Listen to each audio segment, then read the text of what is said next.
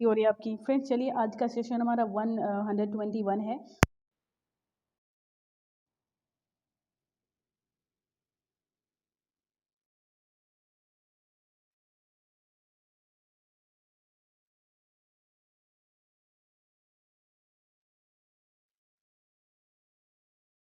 मेरे साथ तो सब्सक्राइब कर लीजिए चैनल को और फटाफट से सारी वीडियोस को देख डालिए, बहुत आपको बेनिफिट रहेगा गाइस।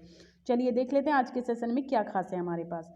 पहला क्वेश्चन ये रहा स्क्रीन पर, the sleeping and the dead are but as pictures TISS the I of childhood that fears uh painted devil. तो ये लाइन गाइज आपको कौन कहता है और कहाँ पर कहता है? तो फर्स्ट विच है, सेकंड विच है, तो ये तो आपको पता चल गया होगा कि ये लाइन आपकी कहाँ की है इनके अकॉर्डिंग, और थर्ड विच या फिर इनमें से कोई भी नहीं। तो अगर इसकी बात करें हम तो कौन कहता है इस लाइन को गाइज? तो बिल्कुल यहाँ पर हो जाएगा आपका नन ऑफ दैम। ठीक है, डी ऑप्शन हो जाएगा गाइज, नन ऑफ दैम, क्योंकि ये लाइन बिल्कुल मैकबेथ की है, लेकिन कौन कहती है? लेडी मैकबेथ कहती है। कौन कहती है इसको? Lady Macbeth. ठीक है गाइज, चलिए नेक्स्ट है question, Hamlet written by Shakespeare. आपको पता है कि हैमलेट तो शेक्सपियर का प्ले है, बट लेकिन द हैमलेट किसके द्वारा लिखा गया है? तो ये बताना है गाइज। तो यहाँ हो जाएगा डी ऑप्शन, यानी कि विलियम फॉकनर का ये एक बहुत ही बढ़िया सा वर्क है। और ठीक है, तो ये लिखा है हमारे विलियम फॉकनर ने। कब? 1940 में। There need no ghost my lord come from the grave to tell in this who said. किसने कही है ये बात? देयर इज नो नीड, मतलब कहाँ पर बोली है, किसने बोली है? Ghost my lord come from the grave to tell in this. तो ये लाइन, इस लाइन की बात करें तो ये आपका हो जाएगा सी ऑप्शन, यानी कि हैमलेट में बोली गई है ये लाइन, हैमलेट में बोली है गाइज। और इसकी बात करें तो ये होरेसियो ने बोली थी हैमलेट से, एक्ट 1 और सीन 5 में। ठीक है, एक्ट 1 और सीन 5 में बोली गई है और होरेसियो ने बोली है हैमलेट से। Which of Shakespeare tragedies is called the tragedy of reflection. ये ऑफ है, इफ नहीं है। अच्छा, ट्रेजेडी ऑफ रिफ्लेक्शन किसको कहते हैं? कौन सी यहाँ पर ट्रेजेडी है जिसको कहा जाता है? तो हैमलेट ही हो जाएगा इसका भी आंसर। ठीक है, बी ऑप्शन हो जाएगा, इसको कहा गया है गाइस। चलिए, in which poem Wordsworth calls a child best philosopher mighty prophet seer blest. तो गाइज यहाँ पर बताना है कि कौन सी पोएम में जो वर्ड्सवर्थ हैं उन्होंने एक चाइल्ड को कहा है बेस्ट फिलोसफर, माइटी प्रोफ या फिर seer blast. The prelude, intimations of immortality, the world is too much with us, या फिर डी ऑप्शन लंदन 1802। तो ये आपका हो जाएगा इंटीमेशंस ऑफ इमॉर्टैलिटी, और यानी कि B option. Proteus is Greek sea god. ठीक है, जो प्रोटियस हैं वो ग्रीक सी गॉड माने जाते हैं। कैन एज्यूम डिफरेंट शेप, जो अलग अलग शेप्स लेते रहते हैं। अदर ग्रीक सी गॉड है ट्राइटन। तो where do this two gods appear. तो ये जो है कहाँ पर अपीयर होते हैं, दोनों के दोनों। ठीक है, तो ये जो ग्रीक सी गॉड ट्राइटन है, ये कौन है guys? Who rises with his conch which he blows in order to calm the waves. ये क्या करता है? जो वेव्स वगैरह होती हैं उनको काम करने के लिए होते हैं। तो ये कहाँ पर आते हैं? तो ये हो जाएगा आपका the world is too much with us, यानी कि A option. The lines that Shakespeare spake the faith and morals hold which Milton held appear in. कहाँ पर अपीयर होती है ये लाइन? ये भी बिल्कुल वर्ड्सवर्थ की ही लाइन है, लेकिन कहाँ पर अपीयर होती है ये आपको बताना है। तो ये हो जाएगा आपका, ये एक सोनेट है, it is not to be thought of that flood. तो ये इस सोनेट से ली गई हैं। Stop and consider life is but a day this line appears. ये लाइन कहाँ पर आती है गाइज? क्या है? Stop and consider life is but a day.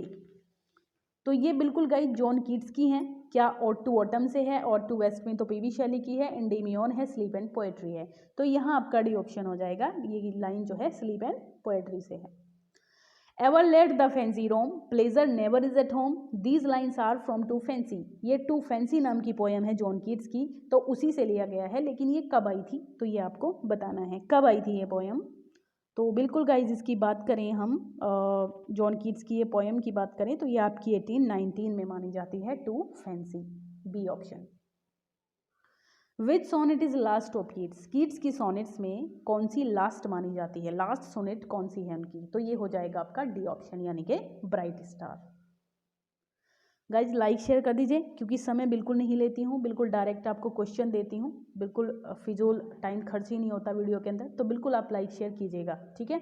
The South Sea House was first published in the London magazine in, इसकी बात करें तो बताना है कि जो साउथ सी हाउस है किसका है, चार्ल्स लैम्ब का वर्क है, तो ये सबसे पहले लंडन मैगजीन में पब्लिश हुआ था कब, तो ये हो जाएगा आपका अगस्त 1820 में, ठीक है, अगस्त 1820 में इनका जो ये वर्क था ये पब्लिश हुआ था।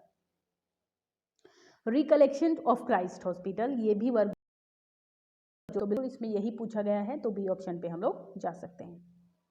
हु सेड, किसने कहा, God is in his heaven and all's right with the world, कि गॉड अगर हेवन में है तो सब कुछ अच्छा होगा, तो ये जो स्टेटमेंट है किसकी है, तो ये आपका पहला ही ऑप्शन है, यानी कि Robert browning.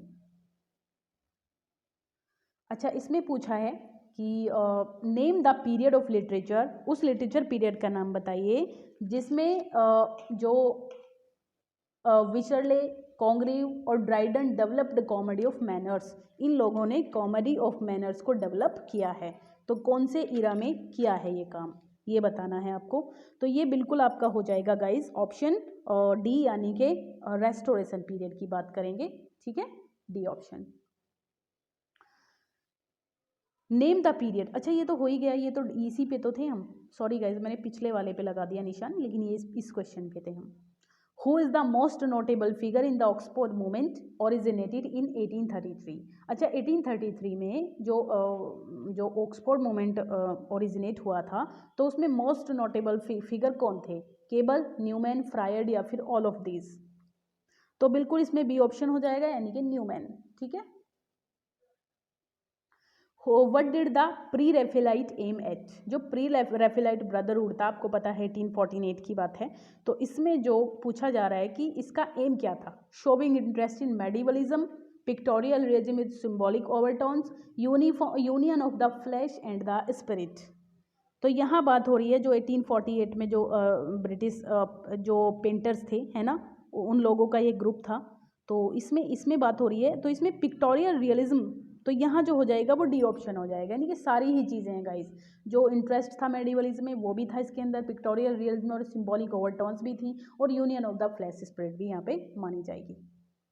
I broke this glass accident, तो क्या हो जाएगा, मैंने एक्सीडेंट से इस ग्लास को तोड़ दिया, तो किस ऑप्शन पे आप लोग जाएंगे, तो ये हो जाएगा आपका बी, यानी कि बाय, है ना, बाय एक्सीडेंट होता है। We didn't get home 2 AM, हम 2 बजे तक घर नहीं गए, तो ये क्या हो जाएगा, टिल हो जाएगा ना गाइस, 2 बजे तक। New meanings can always be derived, जो न्यू मीनिंग्स होते हैं वो हमेशा ही डेरिव किए जाते हैं, on good writings, upon good writing, from good writings या फिर विद गुड राइटिंग्स, तो क्या होगा इसमें, तो ये आपका हो जाएगा फ्रॉम गुड राइटिंग्स, ठीक है, from good writings. These boxes are very heavy, they are full of books, of ही आएगा इसमें तो, है ना, बहुत भारी बॉक्स हैं, तो किताबों से भरे हुए हैं, तो ऑफ बुक्स होना चाहिए। मैच करना है इनको, ये जो कुछ इडियम्स हैं, ये सॉरी फ्रेजल वर्ब हैं, तो इनको मैच करना है इनके मीनिंग से। टू पेव द वे, इसका क्या मतलब बनेगा, टू पेव द वे, बिल्कुल गाइस,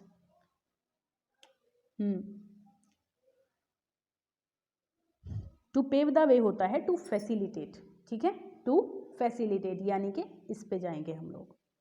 फिर होता है दूसरे की बात करें हम, out of the woods, out of the woods की बात करें तो इसका मतलब क्या हो जाएगा, ये हो जाएगा आपका आउट ऑफ डेंजर, है ना, खतरे से बाहर हो जाना, आउट ऑफ डेंजर।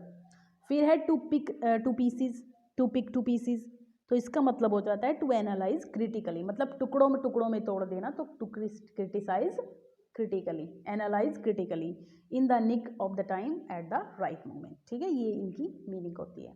अच्छा, लास्ट क्वेश्चन है, the students laughed and claws down from him, drop down, fell upon him और एज्ड अवे, क्या होगा इसमें, तो ये डी हो जाएगा, E D G E D, ये एक ही ई है गाइस, इसको देखें आप, E D G E D, ये एक ही एज्ड है, एज्ड अवे, ठीक है। इसका मतलब होता है, देखिए मैं बता दूं, एज अवे का मतलब होता है to move cautiously away from someone और समथिंग, किसी से जो है कॉशसली एकदम जो मूव हो जाना। चूज डाउन का मतलब होता है, जो चूज डाउन दिया है पहला वाला, इसका मतलब होता है समथिंग स्टॉप ऑपरेटिंग परमानेंट, है ना। परमानेंट किसी को ऑपरेट होने से स्टॉप कर देना, ये क्लोज डाउन हो जाएगा। ड्रॉप इन का मतलब होता है अ प्लेस, ऐसी जगह जहाँ people can go without any preparation, बिना प्रिपरेशन या अरेंजमेंट के लोग एकदम टपक पड़ते हैं, तो उसको कहते हैं जैसे ड्रॉप इन हो जाएगा, एकदम से अचानक से आ जाना। और फॉल अपार्ट होता है टू ब्रेक इनटू पीसेस, टुकड़ों में तोड़ देना फॉल अपार्ट होता है। तो ये हो जाएगा आपका इज्ड अवे, ठीक है, डी ऑप्शन हो जाएगा। चलिए गाइज, यही था आज का सेशन। आई होप आपको अच्छे लगे होंगे क्वेश्चन। चलिए नेक्स्ट वीडियो में फिर से आपसे मिलते हैं, तब तक के लिए बाय बाय, टेक केयर, पढ़ते रहिए गाइज।